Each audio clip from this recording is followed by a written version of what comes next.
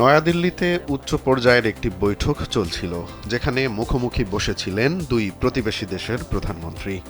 আলোচনার এক পর্যায়ে ভারতের তৎকালীন প্রধানমন্ত্রী নরসিমা রাও তুললেন দীর্ঘদিনের স্পর্শকাতর অবৈধ অনুপ্রবেশ ইস্যু।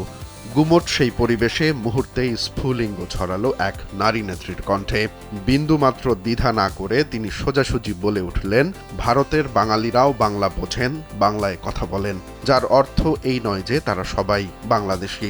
এই অকুতোভয় নেত্রী আর কেউ নন, তিনি বাংলাদেশের 3 বারের সাবেক প্রধানমন্ত্রী বেগম খালেদা জিয়া।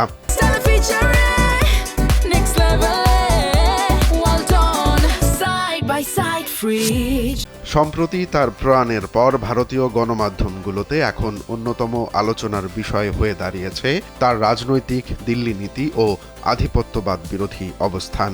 বিশেষ করে পুনম পান্ডের ইন্ডিয়া বাংলাদেশ ডোমেস্টিক পলিটিক্স বইয়ে উঠে এসেছে 1992 সালের সেই ঐতিহাসিক সফরের ঘটনা। দীর্ঘ রাজনৈতিক জীবনে 3 বার প্রধানমন্ত্রী হলেও খালেদা জিয়া ভারত সফরে গিয়েছিলেন মাত্র 2 বার। তবে প্রতিবারই দেশের স্বার্থ রক্ষায় নিজের রাজনৈতিক স্বকীয়তা বজায় রেখেছিলেন তিনি। 1946 সালে অবিভক্ত ভারতের জলপাইগুড়িতে জন্ম নেয়া এই নেত্রীর পারিবারিক নাম ছিল শান্তি আর ডাকনাম পুতুল। দেশভাগের পর দিনাজপুরে স্থায়ী হওয়া ও তৎকালীন সেনাবাহিনীতে কর্মরত জিয়াউর রহমানের সঙ্গে বিবাহ বন্ধনে আবদ্ধ হওয়ার মধ্য দিয়ে শুরু হয় তার নতুন অধ্যায়।